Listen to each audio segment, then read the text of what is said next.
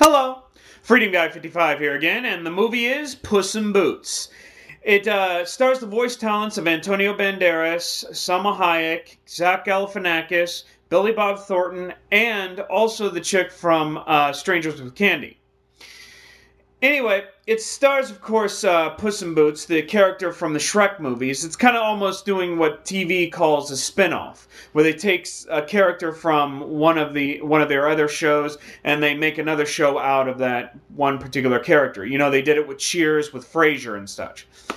Well, this movie is kind of doing that.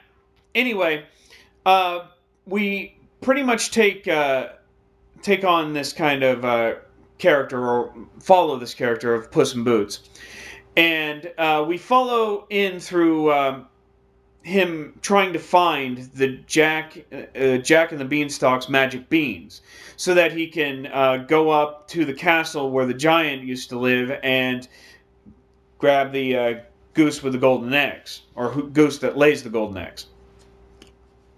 And usually that seems to be the story.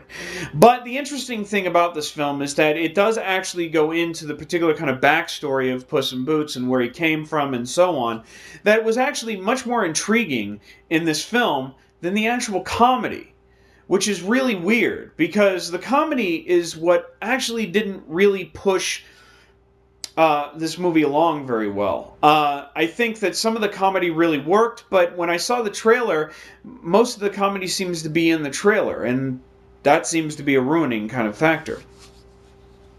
Though, there are some interesting and funny moments in this movie, and I did laugh. I did enjoy myself with, and also the characters within this place. They seem to be very well rounded and so on. So there was this kind of good childish kind of element that just actually made the movie enjoyable. But the problem is that within other particular kind of forms of DreamWorks movies that you've seen before, like How to Train Your Dragon, or Kung Fu Panda or Kung Fu Panda 2, there was always this sense of achievement at the end of the movie, like a last hurrah and such. And in some ways, I just didn't feel that with this particular kind of DreamWorks movie. I think that this movie was just kind of made for that, just having a fun, entertaining thing, and then you just go into it, you like it, and then you come out of it.